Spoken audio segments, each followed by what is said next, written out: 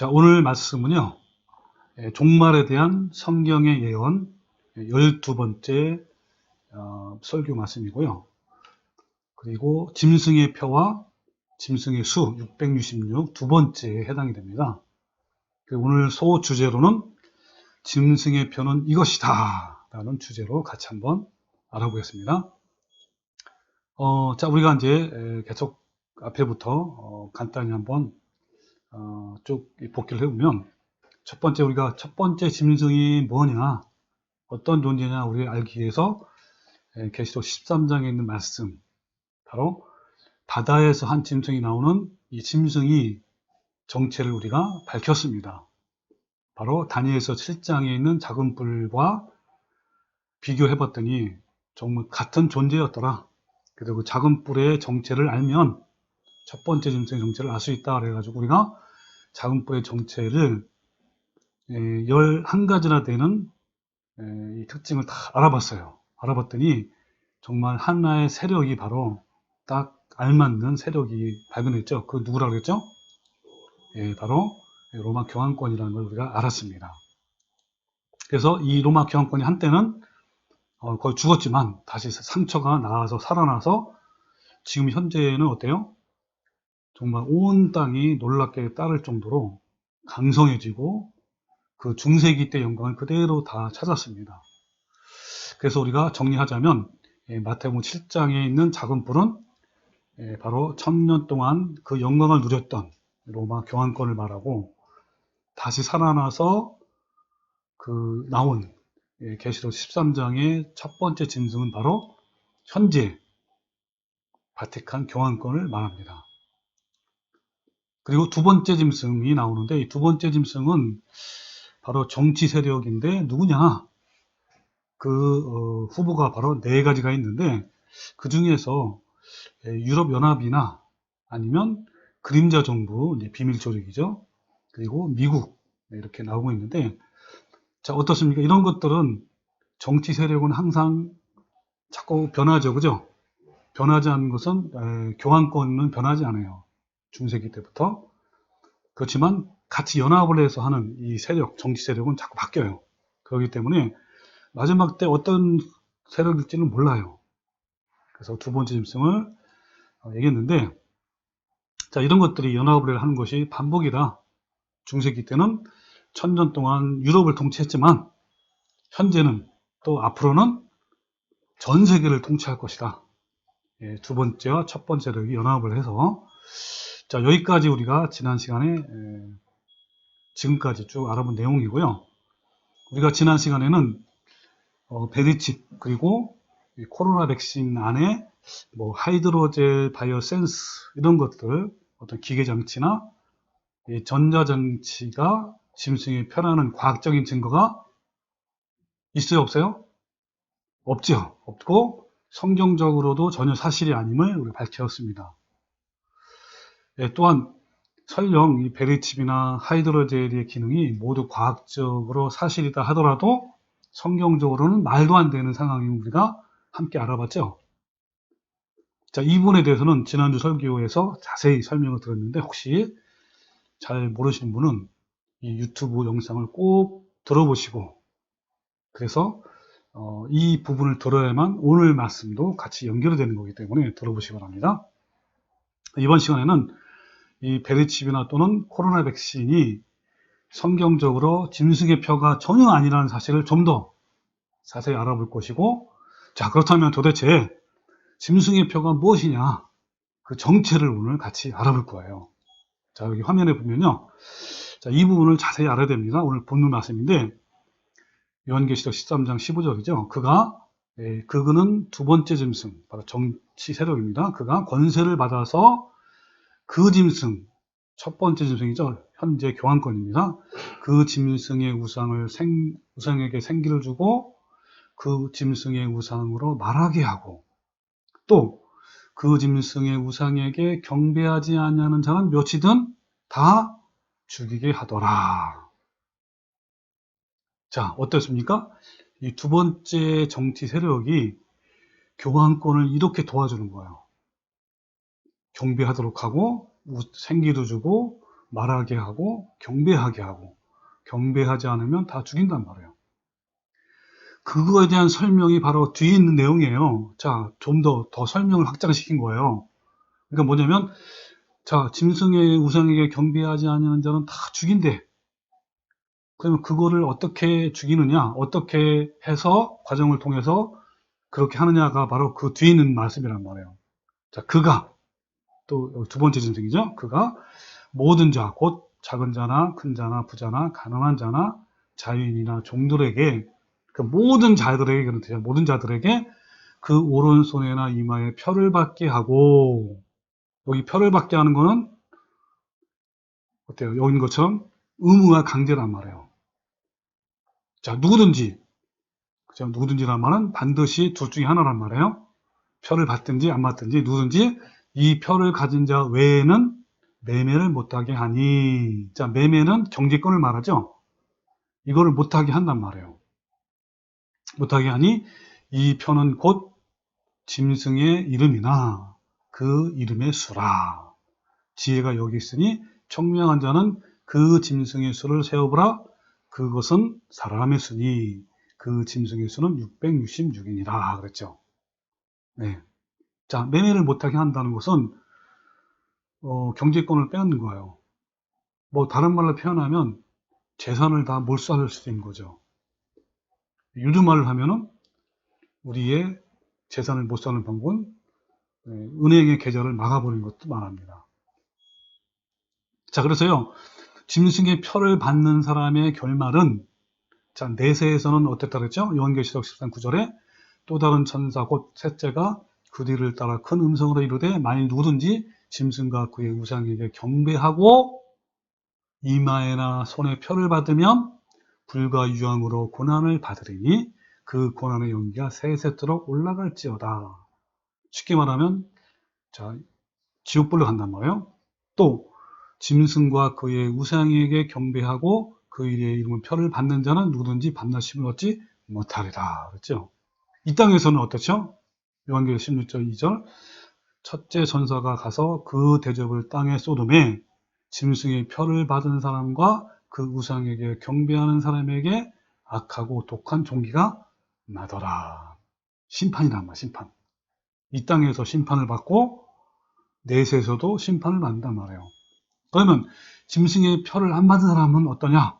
내세에서는, 자, 요한계시록 20장 4절 또 내가 보니 예수를 증언함과 하나님의 말씀 때문에 목배임을 당한 자들의 영혼과 또 짐승과 그의 우상에게 경배하지 아니하고 그들의 이마와 손에 그의 표를 받지 아니하는 자들이 살아서, 자, 그리스도와 더불어 1000년 동안 왕노릇하고 영원한 천국에 누른단 말이에요.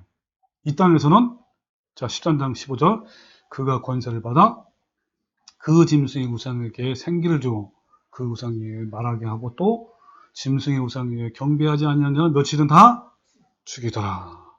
죽임을 받는단 말이에요. 박해를 받고 환난을 받는단 말이에요. 또 17절 지금 방금 그죠? 뭐를 못하게 한다? 매매를 못하게 한다. 자, 이렇게 결말이 나와 있단 말이에요. 그러면 제가 짐승의 표가 되기 위한 조건을 쭉 뽑아봤어요. 자, 첫 번째는 이 표는 상징입니다. 여러분, 상징은요, 다른 데서 찾으면 안 돼요. 어디서 찾아야 됩니까? 성경에서 그 상징을 찾아서 해석을 해야 됩니다. 근데 베리칩이나 이 코로나 백신은 전혀 성경에 없는 거예요. 엉뚱한 데 찾은 거죠. 그리고 짐승이 교황이기 때문에 표도 당연히 교황과 관련이 있어야 되죠. 왜? 짐승의 표이기 때문에. 근데 만약에 짐승이 교황권이라고 믿지를 못하면, 이걸 알지 못하면 또 짐승이 다른 어떤 세력이라면 어떨까요? 그 표도 바뀌겠죠. 그죠?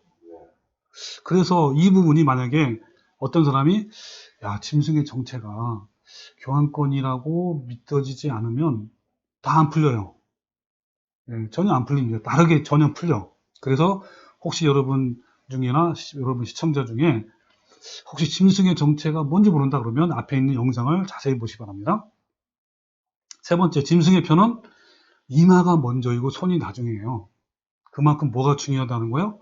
이마가 중요하다는 겁니다. 설명드릴게요. 또 짐승의 표는 반드시 구원과 관련이 있어야 합니다. 즉 성경 전체의 맥과 동일해야 돼요. 근데 생뚱맞게 베르칩과 뭐 백신, 코로나 백신은 전혀 안 맞죠. 그리고 다섯 번째는 표를 받든지 안 받든지, 받으면 멸망이고 안 받으면 영생이라는 둘 중에 하나예요. 근데 이런 원리를 이 베르칩이나 코로나 백신으로 적용시키면 너무너무 이상한 것들이 많이 나와요. 지난 시간에 한 것들은. 여섯 번째는 짐승과 표가 상징이라면 이마, 손도 상징이어야 된다. 좀 더 나올 겁니다. 또 현재 짐승이 중세기의 짐승이 재현이라면 그 표도 중세기의 재현인 거야. 예를 들면 중세기 때 성도들이 박해를 받고 죽임을 당하고 또 매매를 못하게 하는 것도 중세기 때 있었어요. 그러면 어때요? 그거 그대로 재현이에요. 표도 마찬가지예요. 또 666은 상징으로 교황권의 이름과 수락을 했단 말이에요. 자, 이런 것들을 같이 한번 오늘 알아볼 겁니다. 자, 그러면 도대체 짐승의 표는 무엇일까요? 성경에서 적그리스도에 대한 기록은 대부분 상징으로 되어 있어요. 요한계시록에 기록된 예언 말씀들 중 대부분도 역시 다 상징으로 되어 있습니다. 근데 이런 상징을 해석하려면 어떻게 하라 그랬죠? 인간의 추측이나 세상적인 상황과 환경에서 찾은 것이 아니라 반드시 어딜 찾으라고요? 성경에서 찾아야 돼요. 자, 관련된 것을 몇 개 보여드릴게요. 자, 요한계시록에서 여자는 교회를 상징합니다. 관련된 말씀이 지금 여기 나와 있죠. 제가 이걸 찾아보지 않을 겁니다. 호세아서 2장 19절, 이사야서 53장 1절, 그 다음에 에스겔 63장 16장 8절에 또 고린도서 11장 2절에 나와 있어요. 그리고 요한계시록에서의 물은 사람과 백성들을 상징해요. 이 관련된 말씀이 요한계시록 17장 15절에 있고요.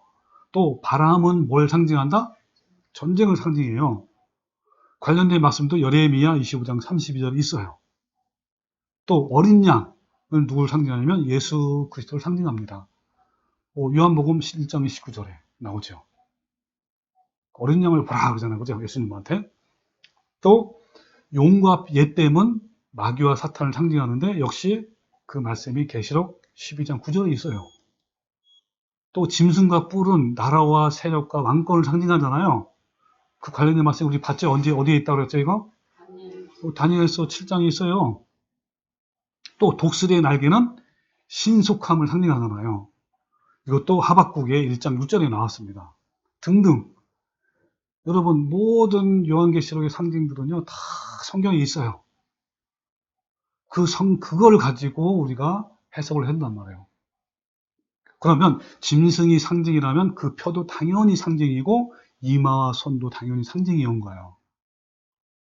그리고 666도 당연히 상징인 겁니다. 자, 그래서 그런 부분을 우리가 알고 성경을 통해서 이거 해석을 해야 된단 말이에요.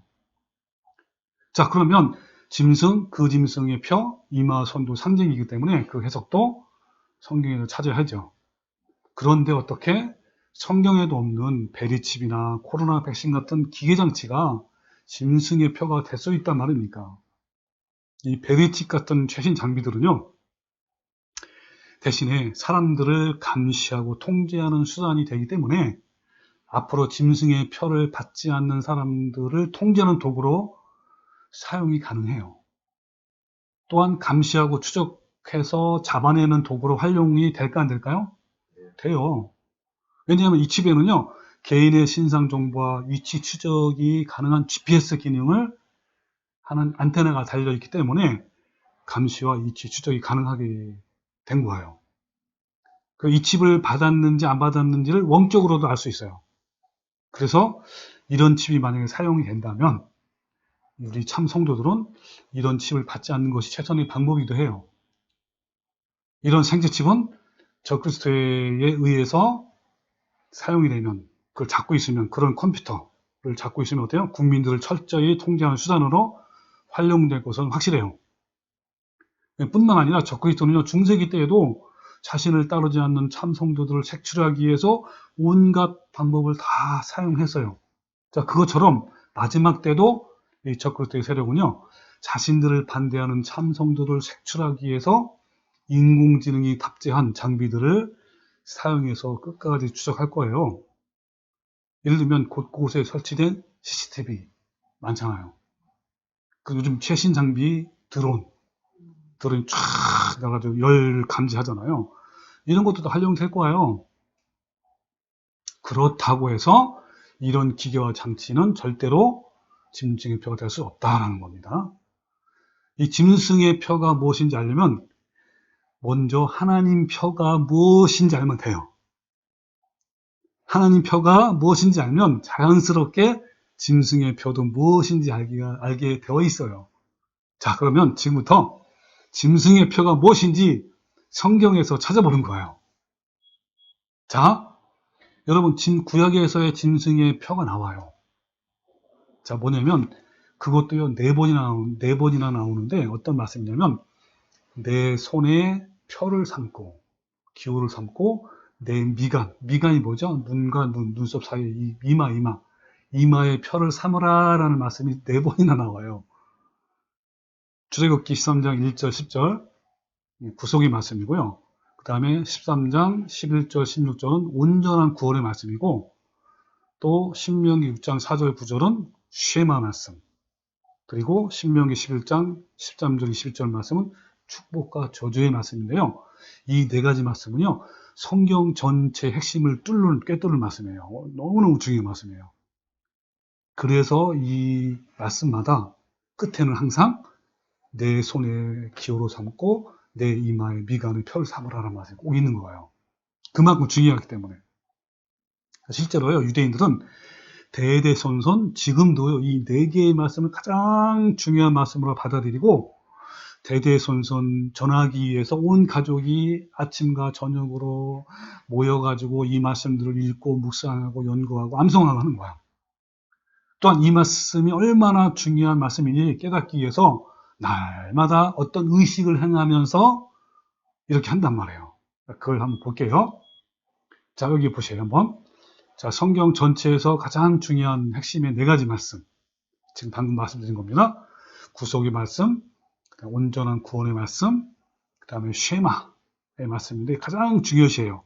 신명기 6장 4절 9절이요. 제가 봐도 그래요.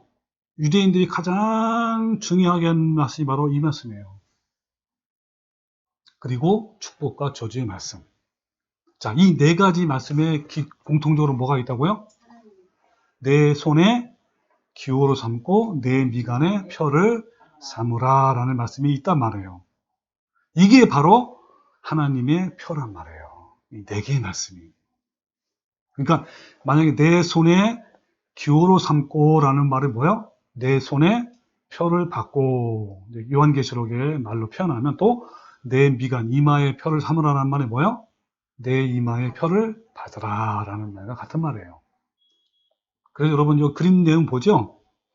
유대인들은 지금도 그래요. 여기 이마에다가 상자를 하나 딱 매달아요. 여기 뭐죠? 그다음에 손목에도 네모 상자를 매달죠? 이걸 테필린이라고 테필린. 상자 가게예요. 이 상자 가게에다가 아까 네 가지 말씀을 조그맣게 저거 똘똘 말아요. 말아가지고 이 상자 안에 이렇게 네 개에다 놓는단 말이에요. 그리고 이마와 그 다음에 손목에 채가지고 뭐 합니까? 매일같이 유대인들은 지금도 이 모세오경을 자녀와 함께 읽고 묵상하고 연구하고 암송하고 하브르타라 그래요. 이걸 하는 거예요. 그럼 여기서 기호라는 말 나오죠. 기호라는 말이 뭐죠? 카사르인데 이거를 풀이하면요. 표, 신호, 표시, 증거, 또 미간, 이제 야드, 아이벤 이런 건데요. 눈썹 사이에 이마를 말하는 겁니다. 그리고 표는 뭐냐면 오스인데요. 신호, 표적, 표징, 기호. 같은 말이죠. 그죠? 비슷한 말이죠. 네, 이런 뜻을 갖고 있습니다. 자, 그래서 한번 살펴볼게요. 첫 번째 말씀, 구속의 말씀인데, 자, 출애굽기 13장 1절 말씀. 자, 여호와께서 모세에게 일러 이르시되 이스라엘 자손 중에서 사람이나 짐승을 막론하고 태에서 처음 난 모든 것은 다 거룩히 구별하여 내게 돌리라 그랬죠. 자, 무슨 말이냐면 짐승 중에 첫 태생, 그리고 사람은 장자죠. 장자를 누구한테 바치라고 그래요? 하나님께 드리라 그랬죠? 거룩하게 구별하여 돌리라 그랬단 말이에요. 왜냐하면 이것은 내 것이라 그랬죠? 자, 왜 그렇게 했냐면, 자, 모세가 백성에 이르되 너희는 애굽 곧 종되었던 집에서, 여러분 이스라엘 민족이 애굽에서 노예 생활했잖아요. 거기에서 나온 그날을 기념하여 그랬죠. 기념해서 그 첫 태생과 장자를 드리라는 말을 하나님께 거룩하게 드리라는 거예요. 또 그날은 유괴병을 먹지 말라. 유괴병이 뭐죠? 누룩이 없는 떡, 맛이 없는 거예요. 누룩을 뭘 표현하냐면 어떤 죄 같은 거, 그걸 말합니다. 그러니까 거룩한을 표현한 것이 유괴병이란 말이에요. 자, 그걸 먹지 말라. 그래서 여호와께서 그 손의 권능으로 너희를 그곳에서 인도하였다 그랬어요. 자, 그러니까 뭡니까? 이스라엘 민족이 애굽에서 노예였는데 유월절로 말미암아 홍해를 건넜잖아, 그죠? 나왔잖아, 그죠? 그거를 기념하라 라는 것이 바로 뭡니까? 구속하냐. 우리한테는 뭐죠? 구속 아닙니까? 구속의 말씀이에요. 자, 그리고 너는 그날에 내 아들에게 보여 이르기를 이 예식은 내가 애굽에서 나올 때 여호와께서 나를 위하여 행하신 일로 말미암은 거이라 라고 말하는. 그러니까 무슨 말이냐면 아들들이 이래, 자녀들이 아빠 왜 오늘 이런 행사를 합니까? 하면 뭐라고 대답하라는 거예요? 너희들이 민족이 옛날 노예였다 애굽에서. 근데 하나님의 능력과 기적으로 너희를 이끌어냈다 라고 설명하라는 거예요, 아들한테. 자, 그러면서 뭐냐면 보세요. 이것이 뭐예요? 이 말씀을, 그죠? 이 말씀을 내 기호의 기호, 즉 표와 내 미간, 이마의 표로 삼고 여호와의 율법을 내 입에 있게 하라. 여러분, 여호와의 율법이 내 입에 있게 하는 게 뭐예요? 항상 그 말씀대로 살라는 거죠. 이는 왜냐하면 여호와께서 강하신 손으로 너를 애굽에서 인도하여 내셨음이니 해마다 절기가 되면 이 길을 지켜라 그랬죠. 이게 바로 구속의 말씀이에요. 자, 두 번째 11절 16절 여호와께서 너와 내 조상에게 맹세하신 대로 너를 가나안 사람의 땅에 인도하시고 그 땅을 내게 주시거든. 자, 이번에는 어디까지? 아까는 그죠? 그 애굽에서 탈출했잖아요. 그걸 기념하는 거죠. 이번에는 어디까지 기념하는 거예요?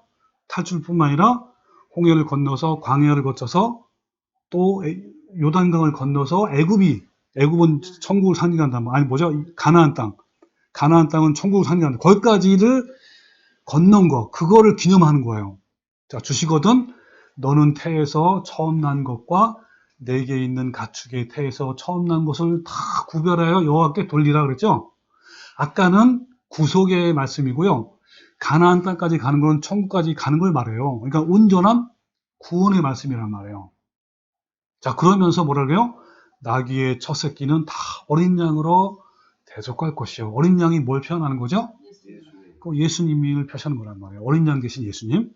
후일에 내 아들이 내게 묻기를 이것이 어찌 됨이냐 하거든 너는 그에게 이르기를 여호와께서 그 손의 권능으로 우리를 애굽에서 곧 종되었던 집에서 인도해 내실세 그때에 바로가 완악하여 우리를 보내지 아니하매 여호와께서 애굽 나라 가운데 처음 난 것은 사람의 장자로부터 가축의 처음 난 것까지 다 죽이셨으므로 10가지 재앙 중에 마지막 재앙이죠. 6월절입니다. 태에서 처음 난 모든 수컷들은 내가 여호와께 제사를 드려서 내 아들 중에 모든 처음 난 자를 다 대속하리니 그러면서 뭐라 그랬죠? 다 같이 시작. 이것이 내 손의 기호와 내 미간의 표가 되리라. 이는 왜냐하면 여호와께서 그의 손의 권능으로 우리를 애굽에서 인도하여 어디까지 낸 거예요? 가나안 땅까지 오게 한 거란 말이에요. 이게 온전한 구원의 말씀이에요. 핵심 아닙니까? 그죠? 성경의 세 번째 가장 중요한 거예요. 이스라엘아 들으라. 이 들으라가 쉐마 헬라어로 아니 히브리어로 원래는 쉐마 이스라엘 그런 거란 말이에요. 그러면 뭐라 하냐면 명령 얼마나 명령이니 들으라 그런 거예요. 자, 우리 하나님 여호와는 오직 유일한 여호와이시니. 이 말이 뭐죠? 나는 한 분밖에 없어. 그러면서 꼭 들어. 그런 거예요. 그러면서 너는 마음을 다하고 뜻을 다하고 힘을 다하여 내 하나님 여호와를 사랑하라. 이게 가장 중요한 말씀이에요. 어떻게 사랑하라고요? 마음과 뜻과 힘을 다해 사랑하라. 그럼 그 뒤에 있는 말씀이 뭐죠? 어떻게 사랑할 것이냐? 그 방법을 알려준 게요. 뭐로 그 방법이 알려준 게 그 뒤에 있는 말씀이에요. 뭐죠? 오늘 내가 내게 명하는 이 말씀을 너는 마음에 새기고. 너가 누구죠? 아버지 먼저. 부모님이 마음에 새겨요. 하야가 뭐냐면 하야. 히브리어로 하야는 말씀을 머리와 가슴에 새겨서 충만하게 하라는 거예요. 그리고 내 자녀에게 부지런히 가르쳐라 그랬죠. 자, 이 부지런히 가르치가 샤난. 이 샤난이 뭐냐면 뾰족한 곳으로 콕콕콕 찔러서 새기는 거예요. 여러분 나무에다가 새기잖아요. 이렇게 또 돌에 새기잖아요. 그것처럼 새기는 거예요. 이게 샤난이에요. 샤난. 그러면 자, 너는 마음에 새기고 내 자녀에게 부지런히 가르치는 거를 구체적으로 또 표현한 게 그 다음 말씀이에요. 어떻게 하라고요? 집에 앉아있을 때든지 길을 갈 때든지 누워있을 때든지 일어날 때든지 이 말씀을 강론할 것이며. 원래 이 말씀을 강론할 것이면은 원래 사본에는 원문에 없어요. 그럼 뭐 한다는 거야? 하야하고 샤나나라는 뜻이에요. 어떻게? 언제든지. 그죠? 그 다음에 또 그러면서 뭐라고 시작? 또 그것을 내 손목에 내어 기호로 삼으며 내 미간에 붙여 표로 삼고. 또 시작. 내 문설주와 바깥문에 기록하라. 이렇게 한 거예요. 이게 바로 말씀이 얼마나 중요한지 들어라 하면서 쉐마 그러는 거. 쉐마. 그 다음에 네 번째가 축복과 저주의 말씀이에요. 신명기 11장 13절. 내가 오늘 너에게 명하는 이 명령을 너희가 만일 청중하고 너희의 하나님 여호와를 사랑하여 마음을 다하여 뜻을 다하여 섬기면. 조건이죠, 그죠? 네. 여러분 오늘 배운 게 뭐였죠? 조건은 아닙니까? 그러면 너희에게 이런 축복을 주겠다라고 하는 거예요. 자, 읽어볼게요. 여호와께서 너희 땅에 이른 비와 늦은 비를 적당한 때에 내리시리니 너희가 곡식과 포도주와 기름을 얻을 것이요 또 가축을 위하여 들에 풀이 나게 하시리니 내가 먹고 배부를 것이라. 여기서는 이 땅에서의 축복이지만 결국은 어디의 축복이에요? 영원한 천국의 축복이에요. 그 다음에 두 번째, 너희는 스스로 삼가라. 두렵건대 마음에 미혹하여 돌이켜 다른 신을 섬기며 그에게 절하면. 그렇지, 절하면, 잘못된 걸 절하면 이런 저주를 주겠다는 거야. 자, 뭐냐면 여호와께서 너에게 진노하사 하늘을 닫아 비를 내리지 아니하여 땅이 소산을 내지 않게 하심으로 너희가 여호와께서 주신 아름다운 땅에서 속히 멸망할까 하노라 그랬어요. 저주죠? 이것도 핵심을 뚫는 말씀이에요. 그죠? 이 네 가지 말씀이요. 전체의 천경의 말씀이에요. 그러기 때문에 뭐라고 합니까? 자, 그 다음 이어서 또 나요. 이러므로 뭐라 그랬죠? 너희는 이 말을 너희 마음과 뜻에 두고. 자, 이 말씀을 너희 마음과 뜻에 두래요. 그만큼 뭐요? 이 말씀을 깊이 기억하고 명심하고 지키라는 거 아닙니까? 그죠? 그래 한 거예요. 또 시작. 손목에 메어 기호로 삼고 너희 미간에 붙여 표로 삼으며. 또 시작. 그것을 너의 자녀에게 가르치며 집에 앉아있을 때든지 집을 갈 때든지 누워있을 때든지 일어날 때든지 이 말씀을 강령하고 또 내 집 문설주와 바깥문에 기록하라. 이 네 가지 말씀. 이 네 가지 말씀이에요. 자, 여기서 중요한 게 뭐예요? 그것을 내 손목에 메어 그 기호로 삼으며 내 미간의 표를 삼아라 그랬잖아요. 자, NIV 성경에 보면 자, 심볼, 기호 상징이에요. 그걸 타이, 메어라. 그런 거예요. 너의 손에. 그 다음에 bind your forehead. forehead가 뭐죠? 이마죠. 여기 뭐라고 나왔죠? forehead, 이마라고 나왔죠. 이마. 자, 너의 이마 위에 그것들을 바인드하라, 묶어라, 띠로 묶어란 말이에요. 그러니까 그것을 내 손에 매어 기호로 삼고 내 이마에 표시하여 징표가 되도록 하라 이거야. 매라. 그 다음에 NSB 보면 sign, 그죠? 그리고 your forehand 나왔어 안 나왔어요? 이마로 나왔죠. 이마로, 그죠? 예. 그래서 이렇게 히브리어는 나왔는데 같은 표현이란 말이에요. 자, 여러분,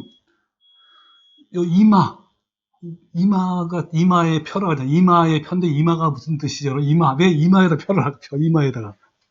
예? 여러분, 이마는요 사람의 중심이에요. 가장 중심이야. 그리고 이 뇌과학적으로는 전두엽이 바로 있어요. 이마. 앞쪽 이마라 그래요. 근데 이 전두엽은요 신체 기관으로 뇌의 중추 기능을 담당하고 있어요. 전두엽은 뇌로 들어오는 모든 정보를 판단하고 추론하는 고동사고를 하는 중심 기관이에요. 그래서 이마에 표를 삼으라라는 것은요, 하나님의 말씀 계명을 나의 중심, 모든 삶의 중심으로 여기고, 중심, 그리고 항상 그 말씀을 어때요? 생각하고, 묵상하고, 기억하고, 상고하고, 명심하라는 거예요. 그리고 손의 표하라 그러잖아요. 손은 히브리어로 야드인데, 여러분 손과 발은 어때요? 사람의 의지와 생각들을 수행하기 위한 신체기관 아닙니까? 예, 따라서 그 말씀을 손의 표로 삼으라는 것은 뭐예요? 그 하나님 말씀과 계명을 삶 속에서 지켜 행하라라는 말씀이에요. 따라서 여기서 하나님 표는 무엇인가요? 예? 여기서 하나님 표는요, 하나님 말씀과 계명이에요. 그러면 여기서 계명은 하나님 말씀과 계명인데 십계명이 아닙니다. 바로 십계명을 뛰어넘는 오늘 배웠죠? 15가지. 사랑, 아가페 사랑, 그 사랑 15가지. 넓게 말하면 하나님 말씀이에요. 하나님 말씀. 이것이 바로 하나님의 표야, 표. 그러면 그 하나님 표를 이마와 손의 표를 받는다는 것은 무슨 것을 의미하는 거죠? 예, 그것은요, 하나님의 표인, 하나님 말씀과 계명을 모든 것의 중심에 표를 두고, 중심에 두고, 가장 중요하게 여기고, 기억하고, 명심해서, 그렇죠. 모든 삶 속에서 지켜 행하라라는 뜻이란 말이에요. 그 말은 다른 말을 표현하면, 오직 하나님께만 경배하라라는 의미예요. 즉 하나님의 말씀을 순종하여 하나님의 거룩한 성품을 가진 자, 하나님의 거룩한 형상과 예수님의 품성을 담는 자가 되라라는 의미예요. 자, 하나님의 표를 손에나 이마에 받는 것을 다시 한 문장으로 정리하면 뭐죠? 15가지. 네, 15가지죠. 자, 그걸 좀 더 오늘 요한계시록 말씀과 연결시키면 어떻게 합니까? 하나님의 말씀과 계명을 가장 중요하게 여겨서 기억하고 명심해서 모든 삶 속에서 지켜 행하여 오직 하나님만 경배하라는 것을 의미하는 거예요. 이해됩니까? 네. 자, 일단 정리해 볼게요. 다시 한번. 하나님의 표는 뭐라고요? 하나님의 말씀과 계명, 교리, 이걸 상징하는 거예요. 그럼 하나님의 표를 받는 것은 하나님의 계명을 기억해서 삶 속에서 순종하여 오직 하나님만 경배하는 것을 상징하는 거예요. 그럼 이마의 표를 받는 게 뭐죠? 하나님의 표를 받는 건 하나님의 계명을 가장 중심에 두고 그 말씀을 기억하고 명심하는 것을 상징하는 거예요. 또 손에 하나님의 표를 받는 거는 하나님의 계명을 삶 속에서 실천하고 오직 하나님께만 경배하는 걸 상징하는 거예요. 그럼 짐승의 표는 뭐죠? 짐승의 말씀과 예, 하나님 표가 하나님의 말씀과 계명이라면 짐승의 표는 뭐예요? 짐승의 말씀과 계명이에요. 이해됩니까? 즉 뭐죠? 로마 교황권, 그죠? 가톨릭의 말씀과 계명과 교리와 신조를 말하는 거예요. 이해됩니까? 그럼 짐승의 표를 이마에와 손에 받는 걸 뭘 말하는 거죠?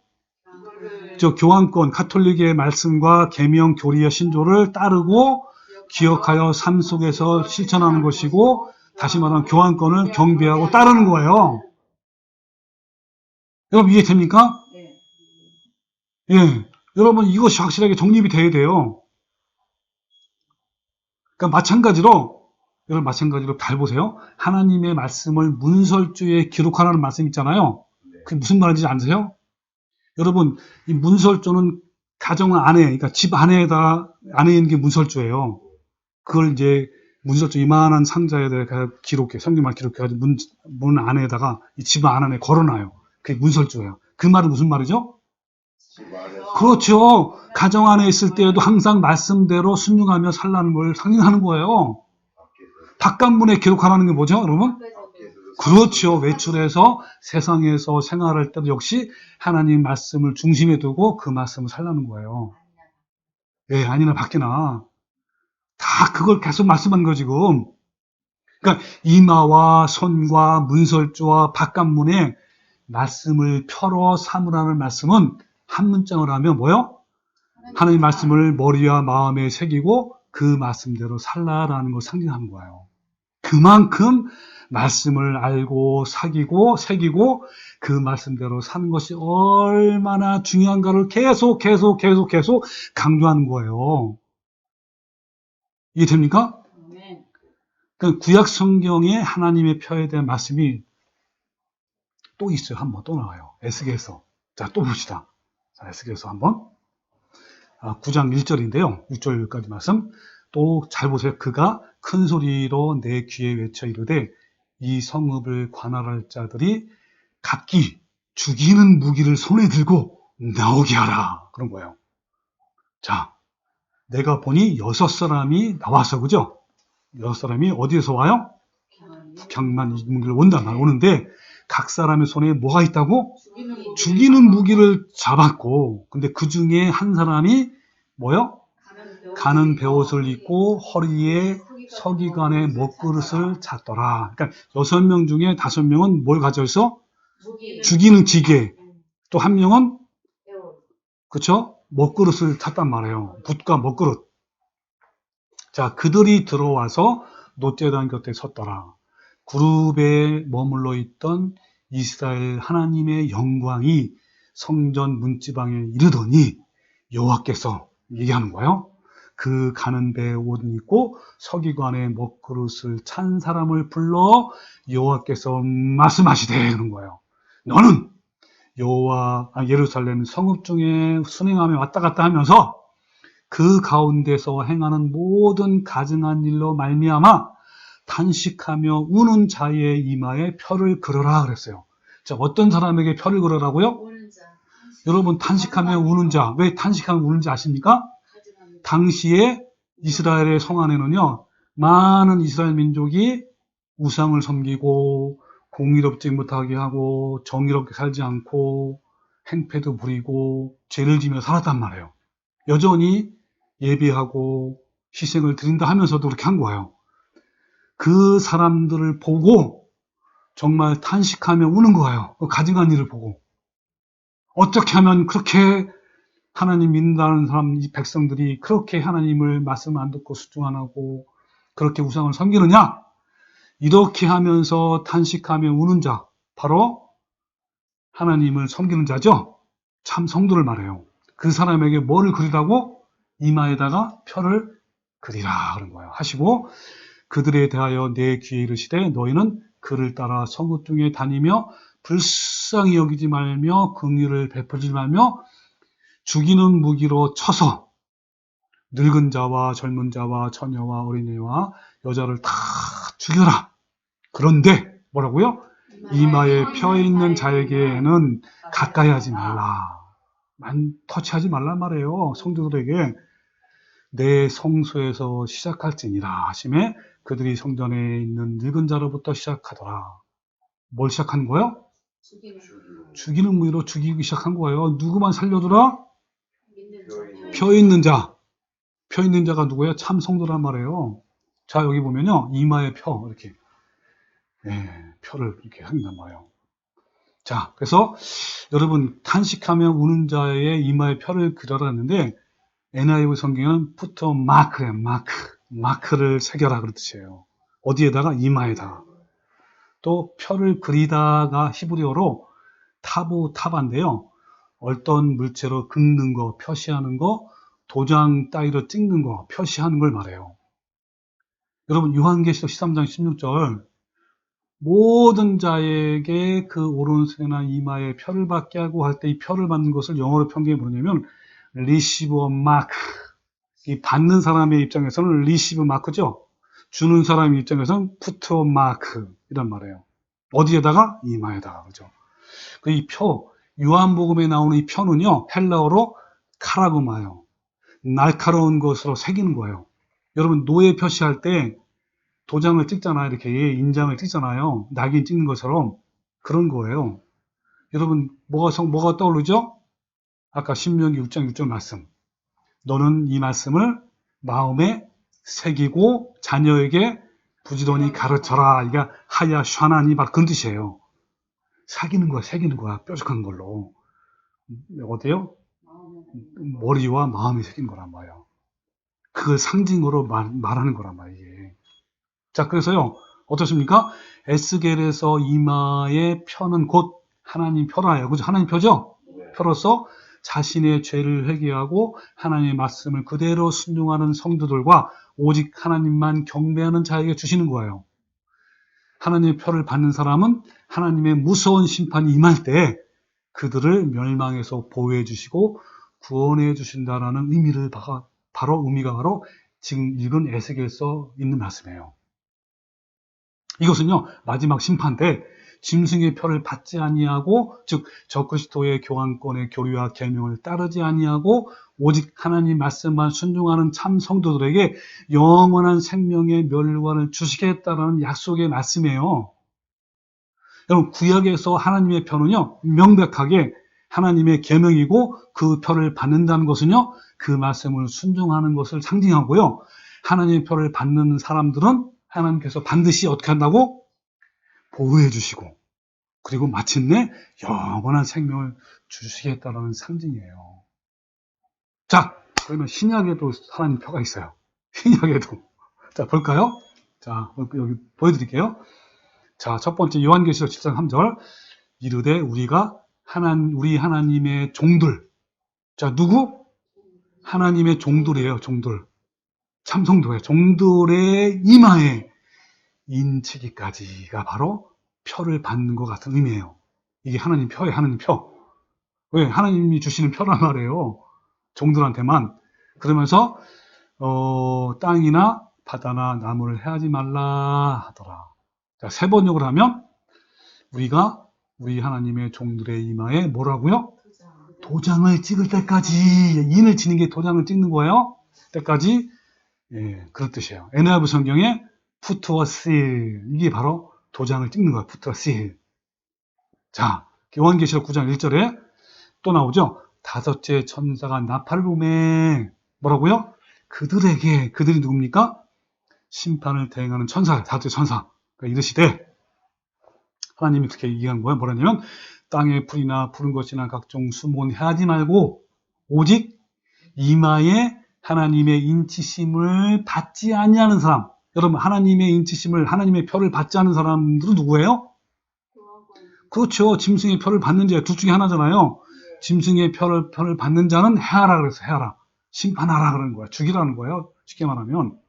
또 나와요. 자, 요한계시록 1절 또 내가 보러오니 보라. 어린 양이 시온산에 섰고 그와 함께 14만 4천이 섰는데 그들의 이마가 누구요? 아까 성도들의 이마예요. 그죠? 이마에는 뭐가 있다고요? 어린 양의 이름과 그 아버지의 이름을 쓴 것이 있더라. 이게 상징이에요. 그죠? 아까 말한 인친과 그 같은 거예요. 있더라. 자, 그 사람들이 어떤 사람들이에요?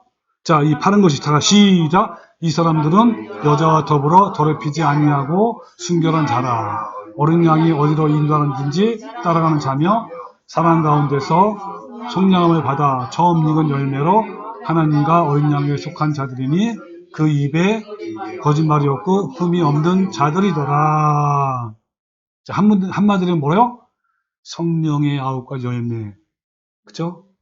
예수님의 품성이 있는 자를 말해요. 12절 시작.